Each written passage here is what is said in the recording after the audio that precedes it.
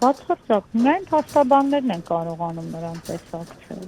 Բացարձակ, արդեն տեսակցությունները փակված են։ Նախ Արմավիրի, հետո Աբովյանի բանտում, ապա հիվանդանոցում հայտնված Դավիթ Մինասյանի մորն արգելված է տեսակցել որդուն։ Այս օրերին մորը փոխարինում են փաստաբանները։ Կալանքի տակ գտնվող 18-ամյա աշակերտը վերակենդանացման բաժանմունքում 3 օր մնալուց հետո այսօր հիվանդասենյակ է տեղափոխվել, բայց փաստաբան Վարդուհի Էլբակյանի տպավորությամբ տղայի վիճակը նախորդ օրերի համեմատ ավելի է վատացել։ Բացարձակ դրական դինամիկա չեմ տեսել։ Օրինակ, երեք անընդհատ ասում էր, որ շատ ուժեղ գլխապտույտներ ունի։ Մի բան, որը դրա առաջի օրը ասում էր գլխացավ ունեմ։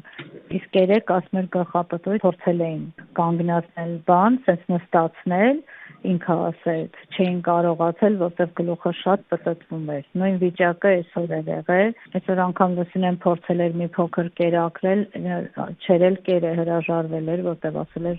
գլխացավ շատ ուժեղ է։ Ծաղկազարդի պատարագին Սուրբ Աննա եկեղեցում վարչապետ Փաշինյանի նկատմամբ բռնության ու խուլիգանության մեղադրանքով կալանավորված պատանին մեկ շաբաթվա ընթացքում 3 անգամ ուշագնաց էր եղել։ Երրորդ ուշաթափությունից հետո նրան հիվանդանոց տեղափոխեցին։ Ավարտական դասարանի աշակերտն ըստ փաստաբանների լուրջ հիվանդություններ ունի, դրանցից մեկն էլ կալանքի հետ անհամատեղելի է, բայց դատավոր մնացական Մարտիրոսյանը սա հաշվի չէր առելու 2 ամսով կալանավորել տղային։ Դավիթի փաստաբանները դեռ անցած շաբաթ տղային կալանքից ազատելու խնդրանքով դիմել էին գլխավոր դատախազին ու մարդու իրավունքների պաշտպանին։ Դատախազությունից դեռ պատասխան չկա։ Պաշտպանն էլ այսօր հայտարարեց, թե ինքը դատարանի սահմանած կալանքը փոխելու առաջարկ անելու իրավասություն չունի, բայց հաշվի առնելով Դավիթի առողջական խնդիրներն ու կրթությունը շարունակելու իրավունքը, գրագրություն է վարել նրա նկատմամբ այլ խափանման միջոց կիրառելու նպատակով։ Փաստաբան Վարդուհի Էլբակյանը այդուհանդերձ կարծում է, որ Անահիտ Մանասյանը նման լիազորություն ունի։ Հենց ՄԻՊ-ը կարող է միջնորդությամբ հանդես գալ, որ խափանման միջոցը փոխվի։ ՄԻՊ-ը կարծում եմ, որ պետք է ասելիք ունենալ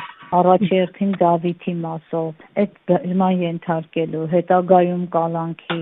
այս ատելության խոսքի։ ՄԻՊ-ը շատ ու շատ հարցերում ասելիք ուներ, բայց ոնց որ թե մենք գերագնահատում ենք ՄԻՊ-ի ասելիքը։ Մարդու իրավունքների պաշտպանին հասցեագրված մի ստորագրահավաք էլ համացանցում է սկսվել։ 3 օրվա ընթացքում 4000 օգտատեր է միացել դրան։ Պաշտպանին օրերս դիմել էին նաև Դավիթի ընկերները, որոնք այսօր եւս համադասարանցուն ազատելու պահանջով ակցիա անցկացրեցին, այս անգամ գլխավոր դատախազության առջև։ Դե եթե արձագանք լիներ, հնարավոր է կրկին այստեղ չէինք հավաքվի։ Ըստ այդմ այս նամակի բովանդակությունը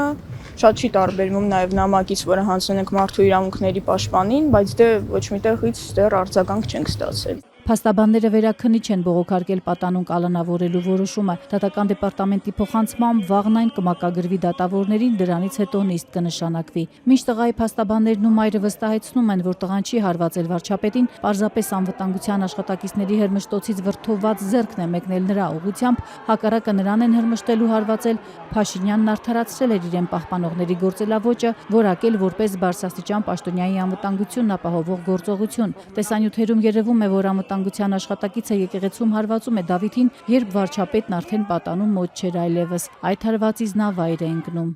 Հարվածել, որ նույնիսկ մարմնական վնասվածքներ բան չեն ստացել, բայց ինքը լիազորություն կարող էր ցանկացած մարմնական վնասված ստանալ։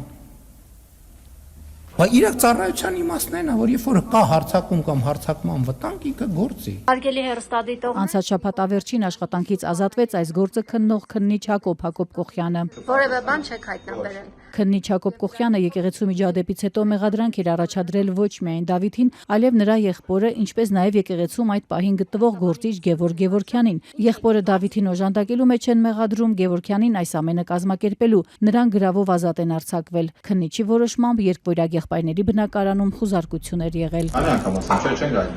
Աշխատանքից ազատված քննիչը առաջին խուզարկությունից հետո ուղիղ ասել էր, որ վարչապետի նկատմամբ բռնություն գործադրելուն առնչվող առարկաներ եղբայրների բնակարանից չեն հայտնաբերել, ինչից հետո էլ ազատվեց աշխատանքից։ Քննչական կոմիտեն հայտարարեց, թե նա կարգ է խախտել, նախաքննական գաղտնիք է հրապարակել, իսկ քննչական գործողությունն առանց համազգեստի է անցկացրել։